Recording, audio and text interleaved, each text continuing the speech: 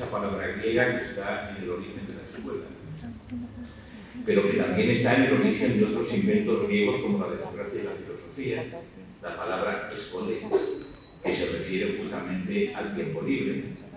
Y ahí Hannah Arendt dice, escolé no es el ocio tal como nosotros lo entendemos, el momento de descanso sobrante tras un día de trabajo, sino el deliberado acto de dedicarse a las cosas que merecen la pena en sí mismas. O sea, la escolé es el tiempo en que, después de trabajar y dedicarnos a las cosas que nos permiten ganarnos la vida, ¿verdad?, que nos permiten comer, ¿verdad?, nos podemos dedicar a las cosas bellas y a las cosas que tienen que ver básicamente con la magnificencia. Por lo tanto, tendríamos aquí una primera conexión con el mundo, que yo creo que la gente que trabaja en educación infantil sabe muy bien de qué se trata, que tiene que ver con cultivar la sensibilidad, ¿verdad?, con cultivar la relación con lo que llamaríamos la piel sensible del mundo, con las cosas que se pueden ver, oír, tocar, usar y así, ¿verdad?, por amor a las sensaciones mismas, de manera que esas cosas despierten atención, cuidado, curiosidad, voluntad de saber. Pero continuando con el argumento, sigo en la primera parte de la crítica de la vida del espíritu. Hannah Arendt dice lo siguiente, dice, los seres humanos no solo están pegados al mundo, fascinados por el mundo, envueltos por el mundo. El mundo sensible es muy hermoso, es la piel sensible del mundo, es la belleza de las apariencias, ¿verdad?, pero al mismo tiempo te envuelve y te tironea por todas partes. Dice, los seres humanos no solo están pegados al mundo, envueltos por el mundo, sino que son capaces de nombrarlo, de preguntarse por su significado y de ponerlo a disposición. Tendríamos aquí, por tanto, como si fuera la aparición del lenguaje, ¿verdad? Hasta aquí Hannah Arendt hablaba de las apariencias por sí mismas, ¿verdad?, del amor a las sensaciones por sí mismas, de esa forma de estar en el mundo que podríamos llamar que es puramente sensible, ¿verdad? Y entonces, en un momento determinado, dice que los hombres no solo están envueltos en el mundo, sino que son capaces de nombrar las cosas, de nombrarlo y de preguntarse por su significado. Y dice, el mero hecho de nombrar las cosas, la creación de palabras, es la forma que tienen los hombres de relacionarse con el mundo, al que cada uno de nosotros llega inocente y extraño. Es decir, hay un momento en que el mundo, aunque continúe siendo el mundo sensible, porque no son etapas que se superen las unas a las otras, nosotros que ya somos mayores y nos relacionamos básicamente con el mundo a través de los libros, mantenemos la piel sensible del mundo y nos siguen conmoviendo la belleza y las sensaciones por sí mismas. Pero ahí Hannah Arendt lo que ha hecho ha sido añadir un elemento y dice, el mundo también tiene que ver con que ese extraño animal que somos no solamente admira y goza de las cosas, sino que las nombra. Y por lo tanto se pregunta por su sentido. Así, en tanto que apalabrado, en tanto que el mundo ya es apalabrado, los seres humanos ya no están solo inmersos en el mundo, sino que se hacen capaces de ponerlo frente a ellos y sobre todo entre ellos. Solo así, en tanto que aparecen en público y nombradas, el mundo llega a ser realmente mundo. Y el amor asombrado, ¿verdad?, por las maravillas, ¿verdad?, el amor asombrado puede doblarse en las actividades propiamente humanas del juicio y del pensamiento. Es decir, hay un momento en que la relación con las cosas del mundo, las que despiertan nuestra curiosidad, ¿verdad?, tiene que ver con aprender a hablar, a juzgar y a pensar. Es decir, con el inicio de esa extraña conversación, que es una cosa muy rara, de esa extraña conversación a la que llamamos cultura, ¿no?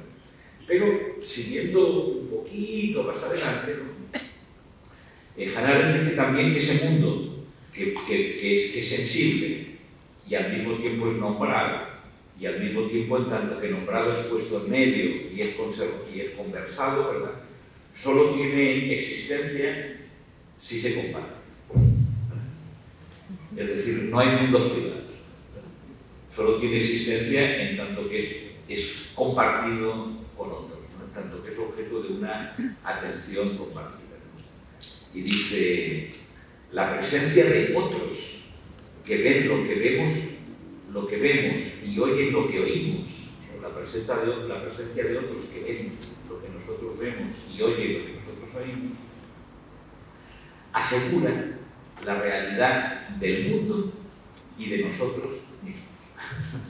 Si nosotros nos aseguramos de que las cosas son reales, en tanto que son objeto de una atención compartida, en tanto que hay otros que ven y oyen y nombran y hablan de lo mismo de lo que nosotros hablamos. Y al mismo tiempo eso nos asegura también de la presencia de nosotros mismos. Y enseguida dice, el término público significa el propio mundo. Es decir, no hay mundo que no sea público. Es decir, que no esté de alguna manera puesto entre los seres humanos y que no sea de alguna manera compartido. Dice lo siguiente, ¿no? La existencia de una esfera pública, ¿no?, de un espacio público, y la consiguiente transformación del mundo en una comunidad de cosas que agrupa y relaciona a los hombres entre sí, en una esfera pública el mundo ya no es lo que yo siento, lo que yo nombro, sino es lo que agrupa a los hombres entre sí. Es aquello de lo que hablamos, ¿verdad? Es aquello que vemos entre todos, es aquello que cada uno ve desde un punto de vista, pero todos lo ven, ¿verdad? Es lo que agrupa a los hombres entre sí. Si el mundo ha de incluir un espacio público, no se lo puede establecer para una generación y planearlo solo para los vivos, sino que debe superar el tiempo vital de los hombres mortales. Tanto el mundo empieza a ser ya también eso es que cuando nacemos ya está, y cuando nos morimos seguirá estando. Dios quiere, ¿no? Si somos capaces de no destruirlo completamente y de continuar entregándose a los venideros, claro. Pero la existencia del mundo exige una cierta temporalidad que va más allá de la finitud de la vida humana. Exige una cierta permanencia, ¿no? El mundo común, dice Hannah Arendt, es algo en que nos adentramos al nacer y dejamos al morir, ¿no? Por eso nacer es venir al mundo. Trasciende nuestro tiempo vital, tanto hacia el pasado como hacia el futuro, estaba allí antes de que llegáramos y sobrevivirá a nuestra breve estancia. Es lo que tenemos en común no solo con nuestros contemporáneos, sino también con quienes estuvieron antes y con los que vendrán después de nosotros. Pero tal mundo común solo puede sobrevivir al paso de las generaciones en la medida en que aparezca en público. Solo puede sobrevivir en la medida que se ha puesto en medio, en la medida que aparezca en público y sea entregado a las generaciones venideras. Dice, el carácter público es lo que puede absorber y hacer brillar a través del tiempo cualquier cosa que los hombres quieran salvar de la ruina. Cualquier cosa que queremos salvar de la ruina, no tenemos otra manera de hacerlo que hacerla, ¿verdad? Es decir, ponerla en medio. Explicaba un poco. Entonces, para quizá empezar a hablar un poco de la escuela, podríamos empezar a decir, a partir de aquí, que la educación tiene que ver con abrir el mundo, con hacer el mundo interesante, con conectar a los niños, ¿verdad?, y a los jóvenes con el mundo, con la educación del mundo, con colocar el mundo entre la gente, con permitir que el mundo sea el tema de conversación, ¿verdad?, con este tipo de cosas. Pero la educación tiene que ver, digamos, en un cierto momento también, con lo que a nosotros nos gusta nombrar con la palabra abrir el mundo. No solo transmitir el mundo como si fuera un paquete, sino abrirlo, ¿verdad? Es decir, abrirlo. Naturalmente, luego hablaré un poco más sobre eso, ¿no? Pero nosotros diríamos, casi por naturaleza, porque son las supersticiones de este tiempo, que hablar de el mundo es totalitario, etnocéntrico, occidental, y el que hay son muchos mundos, ¿verdad? Ya entraremos en ese tema, ¿verdad? Pero, sin entrar en ese tema, la palabra mundo se utiliza también como para lugares concretos de actividad, ¿no? A mí me interesa el mundo de los pájaros, a mí me interesa el mundo de la gastronomía, a mí me interesa el mundo de la arquitectura, a mí me interesa el mundo de la música, ¿verdad? Como si cada género de actividad constituyera un mundo, ¿verdad? Y seguramente la escuela tiene que ver con abrir esos mundos, ¿no? O sea, con hacerlos presentes y darles a los niños y a los jóvenes la posibilidad de interesarse por ellos y la posibilidad de comprender poco a poco sus reglas y la posibilidad de interesarse. Entonces, para que veáis un poco esa lógica de abrir el mundo, ¿no? Voy a contaros otro poco. Tengo un libro escolar de 1953, que no puedo traer, la maleta no trae muchos libros. Un libro escolar de 1953. Aquí en el Eccleston hay muchos libros escolares antiguos. Perder algún día el tiempo mirándolos con cariño, no con esa idea de que todo esto está superado y así, que no nos permite aprender mucho, sino dedicaros algún día a mirarlos con cariño, porque a veces dicen cosas muy interesantes. Entonces, un libro escolar de 1953 que se titula Los pájaros de nuestros jardines, que está hecho de láminas, ¿verdad?, dibujadas de los diferentes pájaros que están por los jardines, y luego le dedica una paginita y media a cada uno de los pájaros, ¿no? A qué comen, en qué época vienen, cómo se reproducen, sus características y tal. Los primeros párrafos dirigidos a los niños dicen así: solo se ama bien lo que se conoce bien.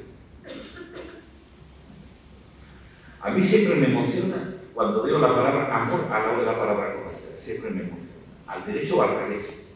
O sea, igual diciendo solo se conoce lo que se ama, que solo se ama lo que se conoce, ¿verdad? Solo se conoce bien lo que se ama bien. Pero cuando la palabra amor va junto con la palabra conocimiento, a mí siempre me emociona. Y este libro empieza así, ¿no? Solo se ama bien lo que se conoce bien. O sea, el amor tiene que ver también con la curiosidad, con las ganas de saber, ¿verdad? ¿Con qué es eso? ¿Verdad? No es solo disfrutar, ¿verdad? Solo se ama bien lo que se conoce bien, ¿no? Quien ama alguna cosa tiene ganas de saber, de introducirse en ella, ¿no? Y continúa así: el que tiene la suerte de poseer un jardín lo gozará más plenamente cuanto mejor conozca los distintos aspectos de la vida que acompañan al mundo vegetal. Está bien, pues no ha habido heridos.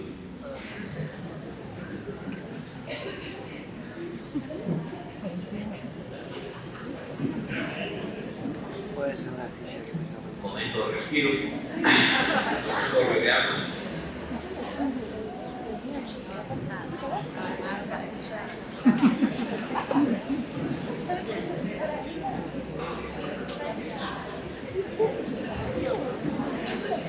Todo esto se revela contra nosotros.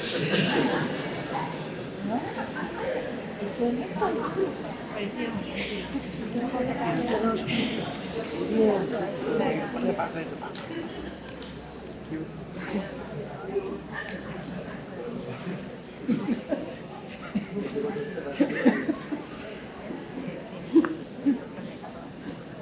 Ya. Estábamos en que solo se ama bien lo que se conoce bien.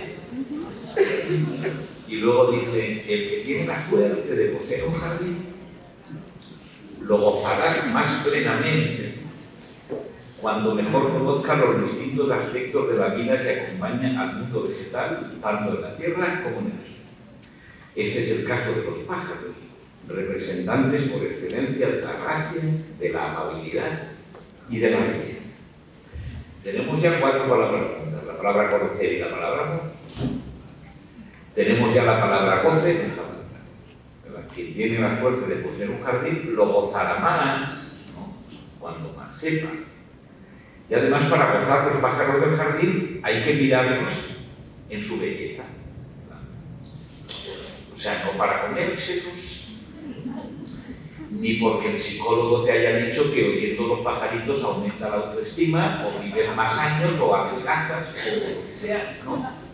Sino porque los pájaros son interesantes, ¿verdad? Porque tienen que ver con la belleza. Y dice después: es fácil conocer la vida y las costumbres de los pájaros. Este párrafo está dedicado a los niños. Es fácil. O sea, ¿te interesan los pájaros? Es fácil. Es fácil. Es fácil conocer la vida y las costumbres de los pájaros.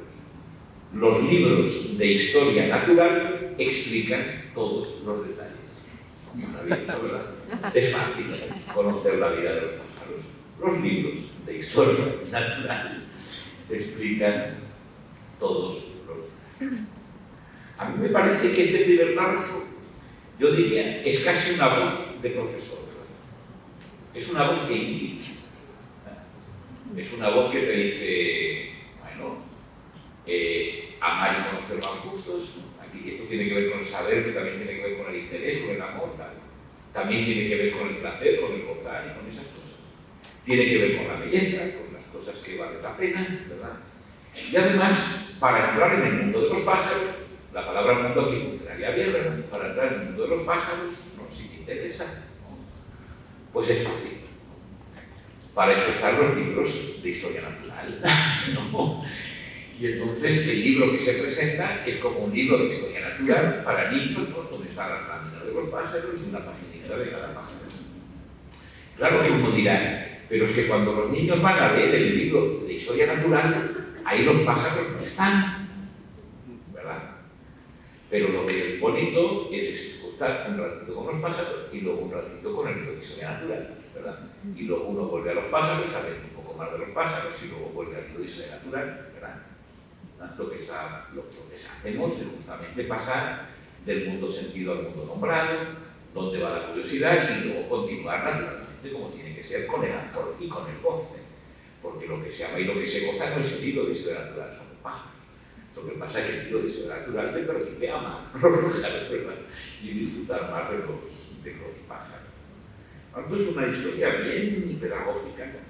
Digamos que en este caso el profesor en este caso sería alguien que conoce el mundo de los pájaros, que lo ama y que lo goza, y que quiere compartir con los niños eso que él ama, conoce y goza, y que quiere compartirlo escolarmente, no de otra manera, escolarmente, es decir, poniéndolo sobre la mesa con imágenes y palabras, es decir, poniendo los pájaros en relación con los libros de historia natural.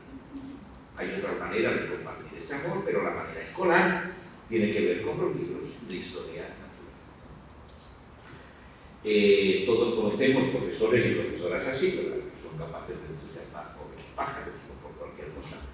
Y siempre es un espectáculo verlos hacer bien su trabajo. Siempre es un espectáculo verlos hacer bien su trabajo, ¿no? En el sentido de conseguir despertar el interés, producir atención, abrir ese pedazo de mundo a los chicos,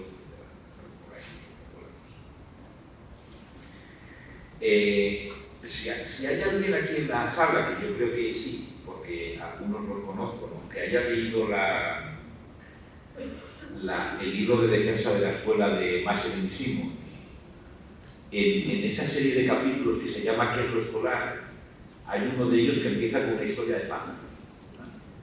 Una historia de una niña que ya conocía a los pájaros porque vivía en el campo, pero que en la escuela aprendió a ver los pájaros de otra manera. En la escuela descubrió el mundo de los pájaros. Es decir, uno ya no está envuelto por el mundo, sino que de alguna manera lo puede distanciar mejor o peor, ¿verdad? Y entonces ahí empieza a saber, empieza la curiosidad, empieza una relación como de otro tipo. Entonces, en relación con ese capítulo, en ese capítulo, ¿queréis que os lea la historieta de los pajaritos? ¿Leéis para seguir con los pajaritos un poco? Venga. Es una sección de un libro de Anne Massenet que se llama Defensa de la escuela, una cuestión pública, y esa sección se titula Mundo, interés y traer a la vida. O sea, la escuela tiene que ver con el mundo, dice en ese capítulo, con el interés y con el traer las cosas a la vida, ¿verdad? Con el traerlas a la presencia. La historia de los pajaritos es la siguiente. Ella ha visto estos animales muchas veces. Algunos los conoce por su nombre. El gato y el perro, claro, pululan por la casa. También conoce a los pájaros. Podría distinguir a un gorrión de un herrerillo y a un mirlo de un cuervo. y por supuesto los animales de granja, pero nunca pensó mucho en ello, era simplemente así. Todos los de su edad sabían que estas cosas eran de sentido común hasta ese momento. En la escuela, una lección solo con grabados, ni fotografías ni películas, hermosos grabados que convertían la clase en un zoo, salvo que no había jaulas ni barrotes, y la voz de la profesora que tenía nuestra atención porque dejaba hablar a los grabados. ¿Qué hace el profesor? Habla, hace que las cosas digan alguna cosa. Los pájaros tienen pico, y el pico una forma, y la forma revelaba el tipo de alimentación, comedores de insectos, de semillas, de pescado. Se sumergió en el mundo animal que se tornó real. Lo que una vez le pareció obvio se le hizo extraño y seductor. Los pájaros hablaron de nuevo, que hay algunos pájaros que migran y otros que se quedan, que el kiwi es un pájaro sin alas de Nueva Zelanda, que los pájaros pueden extinguirse. Le presentaron al Godó, y todo esto en una clase con la puerta cerrada, sentada en su pupitre. Un mundo que no conocía, un mundo al que nunca había prestado mucha atención, un mundo que surgía como de la nada, invocado por los mágicos grabados y por una voz hechizante.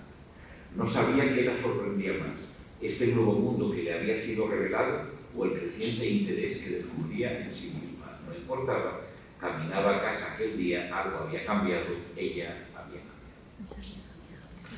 Hay un pedagogo español muy famoso que dice dos cosas que a mí me ponen de muy mal. Una de ellas, que se la oí una vez, es que decía: yo no entiendo por qué los niños tienen que dejar el caracol que están viendo en el patio de la escuela para entrar en la sala de aula y ver a un caracol colgado, pintado en la pared. El tipo dice eso y todo el mundo le ríe las gracias. Y entonces, profesores en ejercicio y así aplauden. Y dicen que claro, que el caracol es el que está en el patio y que el caracol de la sala de aula es un caracol artificial, falso, autoritario, dibujado, dogmático, científico, no está vivo, muerto, no sé qué. Y la gente le ríe las gracias. Yo no lo entiendo. Pero cualquier uso del ejercicio sabe primero que el caracol que hay dentro de la sala de aula colgado en la pared no es el mismo caracol que afuera. Y que sin embargo lo interesante de los caracoles es que uno puede ir del caracol del patio al caracol de la sala de aula y del caracol de la sala de aula al caracol del patio, ¿verdad? O sea, ¿cuál es el problema? Ese buen hombre dice también que no entiende por qué en la clase de lengua los niños tienen que guardar silencio y la gente le aplaude las gracias. Pues claro, que los niños tienen que guardar silencio en la clase de lengua, ¿verdad? Porque la clase de lengua no es el lugar donde se habla y donde se aprende a hablar, se aprende a hablar en la calle, en el mercado, en la plaza, en el sitio, ¿verdad? La clase de lengua está para estudiar la lengua, para ver las palabras, para mirarlas, para relacionarlas, para ver cómo se relacionan, pero el tipo dice eso y la gente le ríe las gracias. Pero bueno, yo decía sobre todo lo del caracol, me interesaba más lo del caracol por lo de los pajaritos, ¿verdad? Porque esta historia lo que dice es, la niña, los pajaritos ya estaban en su mundo, ¿verdad? Conocían los renillos, los sabían distinguir del otro, ¿no? Eso era de sentido común, lo sabía todo el mundo, ¿verdad? Pero el mundo de los pájaros se le abrió en una sala de clase cerrada, ¿verdad? Y con una serie de grabados y una voz del profesor que abría ese mundo y lo hacía interesante, ¿verdad? O sea, lo bonito es justamente la redacción, como cuando esos que os he leído primero decían, no, saber de pájaros es muy fácil, los libros de historia natural nos enseñan, ¿verdad? Pero eso quiere decir que uno se haga un devorador de libros y esté todo el día comido por los ácaros y ya no salga al bosque a ver los pájaros. Pues no, nadie que estudia pájaros renuncia a ir al bosque a escuchar pájaros, ¿verdad? O sea, justamente tiene que ver con ese vaivén entre la piel sensible de las cosas, el saber, la curiosidad, el nombrarlo, el compartirlo con otros, etcétera, etcétera, etcétera, y cosas así. En ese párrafo, en esa sección del libro de Massenburg, él habla de la educación en estos términos, a ver qué os parece. Él dice, el oficio del profesor tiene que ver con abrir el mundo de los pájaros. En este caso, el mundo no se habla en general, ¿verdad? Es el mundo de los pájaros, el mundo de las palabras, el mundo de lo que sea, con abrir el mundo, con revelar el mundo. con hacer que algo se torne real y llegue a existir por sí mismo, con hacer que algunas cosas, unas palabras griegas, una pieza de madera, unos pájaros, comiencen a formar parte del mundo de los niños, en orientar a los estudiantes hacia el mundo tal como ha sido llevado a la existencia por una materia de estudio, en llamar la atención sobre el mundo, en crear interés sobre las cosas del mundo, en hacer que algo pase a formar parte del mundo en el que estamos interesados, en hacer que algo, una demostración matemática, una novela, un cromosoma, un bloque de madera, un pájaro o un motor, se torne real y significativo, se convierta en una materia o en un asunto importante. Y la cita es la siguiente. Educar a un niño, dice Masset, que yo creo que va un poco en esa onda arendtiana, ¿verdad?, de la transmisión y la renovación del mundo. Educar a un niño no tiene que ver con la socialización, no tiene que ver con que acepte los valores de su familia, de su cultura o de la sociedad en la que vive, tampoco tiene que ver con desarrollar sus capacidades y sus talentos. Educar a un niño tiene que ver con algo fundamentalmente diferente. Tiene que ver con abrir el mundo y con traer el mundo a la vida. Las palabras, las cosas y las prácticas que configuran el mundo. Tiene que ver con transformar el mundo en algo que le hable.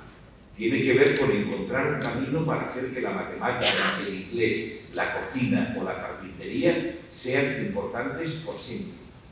Tiene que ver con dotarle autoridad al mundo, con prestar atención al mundo, con respetarlo, con estar presentes en él, con encontrarlo y descubrirlo. No tiene que ver con el yo, con satisfacer necesidades y desarrollar talentos, sino con comprometerse e implicarse en algo que es más importante que las necesidades sociales, los talentos individuales o los proyectos personales. O sea, tiene que ver con el mundo, con hacer el mundo interesante, con hacer que los chicos se interesen por alguna cosa que no sea su propio.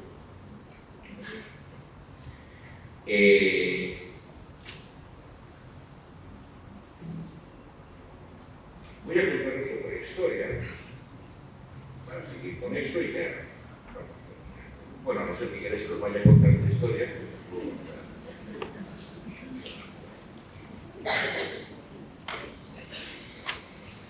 La siguiente historia que tiene que ver también con el abrir el mundo y con el interesar y con qué es lo que hace la escuela y así, sería la siguiente, ¿no? Hay un libro fascinante, un libro norteamericano de los años posteriores al crack del 29, de los años entre los grandes años del paro y de las crisis en Estados Unidos, ¿no?, que tiene que ver con la sequía y así, ¿no?, con la emigración a California. Si habéis leído Las uvas de la ira o habéis visto la película de John Ford, con los campesinos pobres que tienen que abandonar las tierras y emigrar a California, tiene que ver con estas cosas, de James Agee y de Walker Evans, que es uno de los grandes fotodocumentalistas de aquella época, que se llama Elogiemos ahora a los hombres famosos, que es un libro que tiene por origen un encargo que los tipos aceptaron de hacer un documental para una revista ilustrada, con fotografías, de que fuera un fotógrafo también, ¿verdad?, sobre cómo vivían los aparcelos del algodón blanco en las tierras del medio oeste americano. Es decir, los aparcelos son los que tienen las tierras en arriendo, los propietarios de la tierra, entonces los aparcelos blancos, empobrecidos, del medio oeste, sobre cómo vivían, ¿no? Y es allí, igual que Evans, se fueron allí, pasaron 4 o 5 meses conviviendo con la gente, y James Agee escribió después un libro muy loco que nadie quiso publicar porque es muy loco y que apareció solamente en los años 60 y que, bueno, luego se hizo célebre por muchas cosas. Pero una de las secciones del libro tiene que ver con la educación de los niños, ¿no? El libro es un libro muy descriptivo, se dedica a describir exhaustivamente lo que hay dentro de los armarios, lo que comen, qué sé yo, lo que llamaríamos la cultura material de aquella gente, ¿no? O sea, cómo viven, las cosas que componen ese mundo. Es un libro como muy material, las fotografías también son como muy materiales. Hay muy poco relato y mucha descripción, ¿verdad? Mucha descripción de cosas, ¿no? Pero entonces también trabaja sobre las escuelas, y claro, las escuelas de Alabama de 1930, donde vamos los aparcelos blancos aún, pero ahí estaban los negros que ni siquiera iban a la escuela, era un desastre todo aquello. Entonces la James Agee empieza así, ¿no? de los profesores de las escuelas de Alabama dice que de su juventud, o una pobre solución de su soltería, que si tuvieran mucha inteligencia o valor, no podrían haber sobrevivido a sus estudios de magisterio o no los hubieran iniciado siquiera, que están saturadas de todas las creencias e ignorancias básicas de su región y comunidad, que cualquier modificación de esto debe ser muy nimia si quieren sobrevivir como maestras, que están atrapadas entre las presiones de clase, del Estado, de la Iglesia y de los padres, que incluso las mejores, las llamadas maestras naturales, tienen todas las posibilidades de sufrir irremediablemente impedimentos, tanto del exterior como del interior. El currículum escolar le parece un desastre, no ve en el currículum ningún intento de interesar al niño en el uso y descubrimiento de sus sentidos y juicios, ningún intento de contrarrestar el carácter paralizador de la autoridad, ningún intento de despertar, proteger o guiar el sentido de la investigación, de la alegría o de la belleza. Los libros los pone verdes, habla de los niños como que la gran mayoría nacen con inteligencias potencialmente sanas, dice, pero las condiciones opresivas de la vida allí hacen que no puedan aprender nada que no tenga que ver con la supervivencia inmediata, con el ser capaces de ganarse la vida, todo eso está por ahí. Pero en ese contexto el libro se abre con varias cosas, con un poema, con una cita de Marx y con una cita que él dice haber encontrado en la primera página del libro de geografía de una de aquellas niñas, ¿no?, de Luis Luther. Entonces, la primera página del libro de geografía, un libro de 1930 y tantos, dice lo siguiente, un libro de texto de geografía. Dice, el mundo es nuestro hogar, para niños de 10 años o de 11 años. El mundo es nuestro hogar. También es el hogar de muchísimos otros niños, algunos de los cuales viven en países remotos. O sea, en el mundo estamos nosotros y hay otros niños que viven en otros países, el libro de geografía. Dice, son nuestros hermanos en el mundo. ¿Qué debe tener cualquier parte del mundo para ser un buen lugar para vivir? ¿Qué debe tener cualquier parte del mundo para ser un buen lugar para vivir? ¿Qué necesita cualquier persona para vivir? Imaginemos que estamos en pleno campo, está nevando y dentro de poco caerá agua, nieve y lluvia. Vamos casi desnudos, no tenemos nada que comer y padecemos hambre además de frío. De pronto, la reina de las hadas desciende flotando y nos concede 3 deseos. ¿Qué elegirían? Yo deseo comida porque tengo hambre, dice Peter. Yo elijo ropa para no tener frío, dice John. Yo pediré una casa que me cobije del viento, de la nieve y de la lluvia, dice la pequeña Nell con un escalofrío. Pues bien, todo el mundo necesita comida, ropa y cobijo. La mayoría de los hombres sobre la tierra pasan su vida buscando estas 3 cosas. En nuestros viajes desearemos saber qué comen nuestros hermanos del mundo y de dónde proviene su alimento.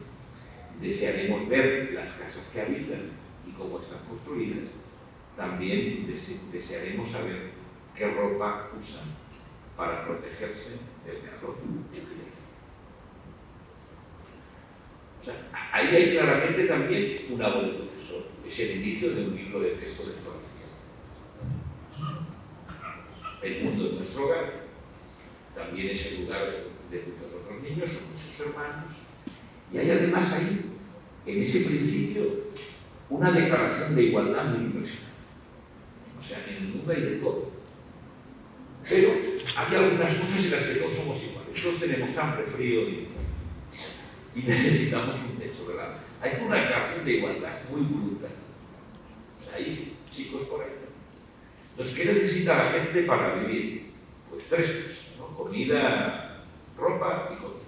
Dice, bueno, pues vamos a ver qué comen, cómo se visten y cómo son las casas de los donde viven nuestros hermanos, los distintos niños del mundo. Pues, pero a mí me impresiona mucho eso porque ese texto del libro de geografía es justamente el programa con el que James Agee escribe su libro.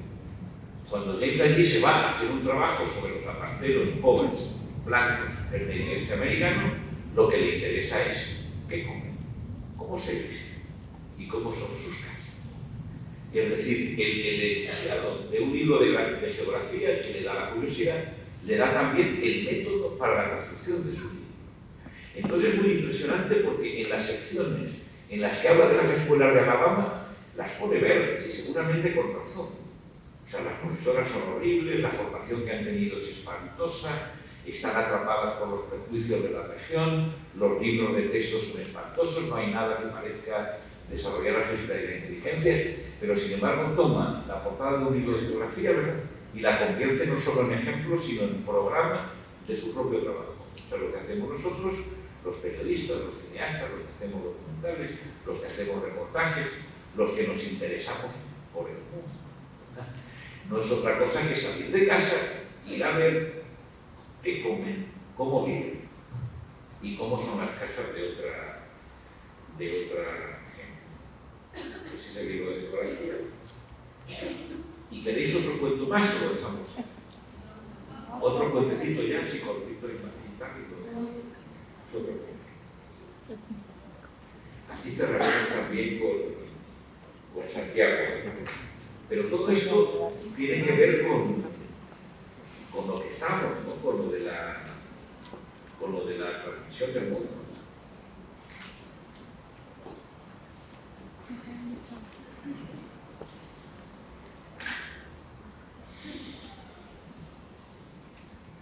Hay un libro de Santiago Albarrico que yo he recomendado muchísimo porque cuando lo descubrí hace 4 años la verdad es que me pareció mágico. Luego he leído otras cosas de Santiago Alba, pero sí está tocado por una magia especial. Que es un libro que se titula Leer con niños. Lo tenéis que buscar, ya. No lleguéis al año que viene sin haber leído ese libro. Y desde luego no os muráis sin haber leído ese libro. No se os ocurre, ¿no? Suspender las vacaciones si es necesario, lo que sea. Pero Leer con niños es un libro en el que Santiago Alba mezcla magistralmente historias con reflexiones, ¿no? Cuenta los cuentos muy bien, ¿no? Y entonces yo seleccioné algunos elementos que tienen que ver justamente con la atención compartida, con el mundo, con la apertura del mundo, con el descubrimiento del mundo y así. Uno de ellos dice lo siguiente, ¿no? Dice: los niños son nuestros dedos índices. La extensión de la realidad a partir de la atención prestada al niño se prolonga a su vez en la atención que él presta a los objetos exteriores. Los niños nos enseñan, es decir, nos señalan. Mira una lagartija, mira un avión, mira una naranja, mira un mendigo. Ningún niño se queda tranquilo hasta que sus padres admiran su proeza en bicicleta, como si su existencia misma se disolviera al margen de esta mirada general constituyente.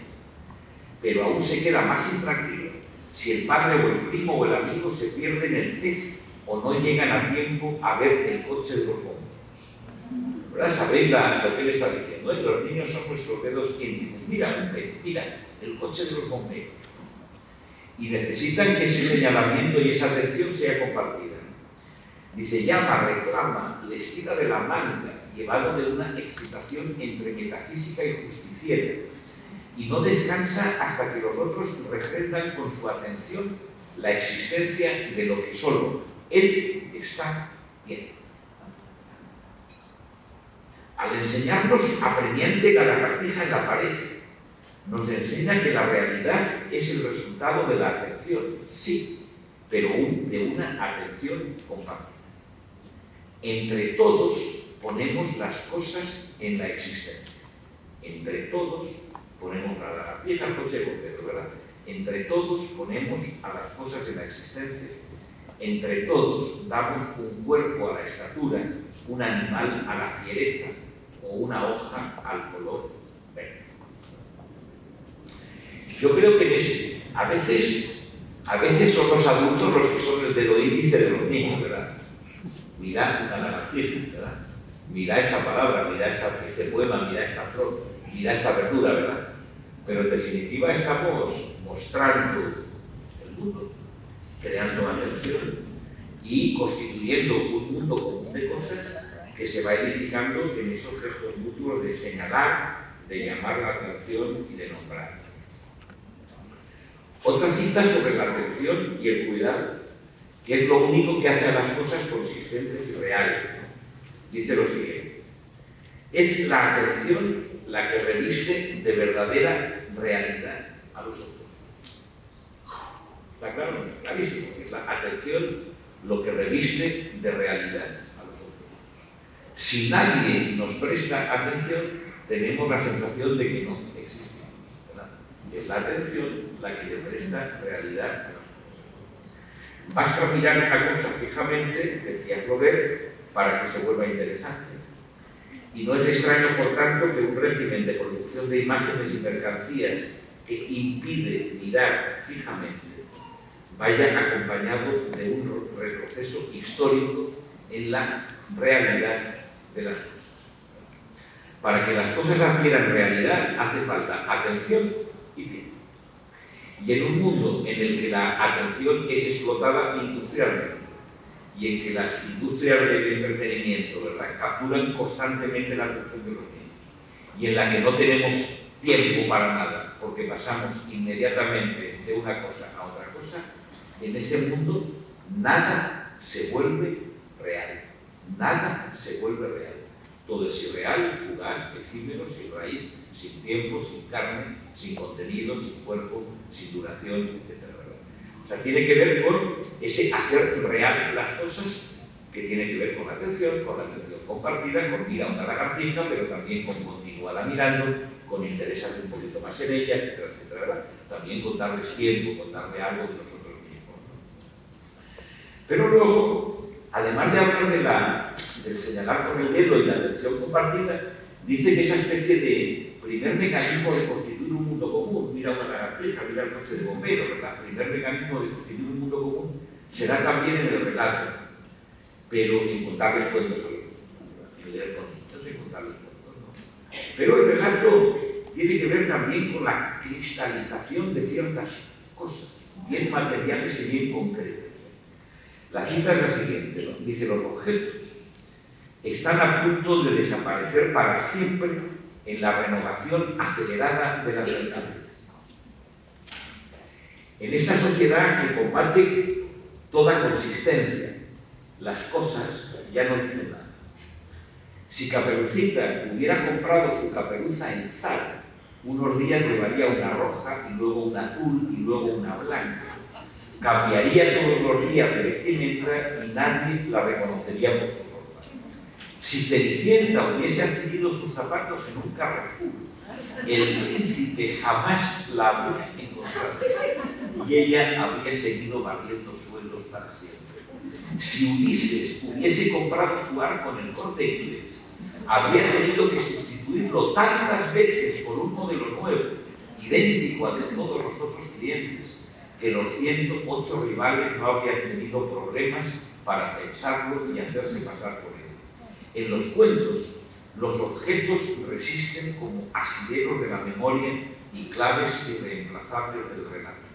En todos los cuentos, la felicidad del héroe depende de un bastón, de una mesa, de unos zapatos rojos, de una bolsa, una camisa, un arpa, una espada, una capa que no se pueden comprar en Ikea. La estabilidad de los objetos, ¿verdad? En Ikea. Y como para poner un ejemplo de cómo hacer que las cosas digan algo, aquí estamos siempre en lo mismo, cómo hacer que las cosas digan algo, cómo hacer que las cosas digan algo, cómo hacer que no sean opacas, que digan algo. Pone el siguiente ejemplo.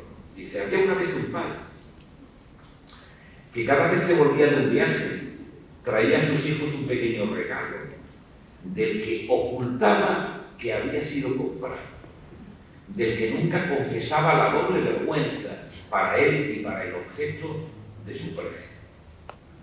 Se lo presentaba a los niños, al contrario, como un mensaje que alguien le dirigía concretamente a ellos desde un lugar lejano.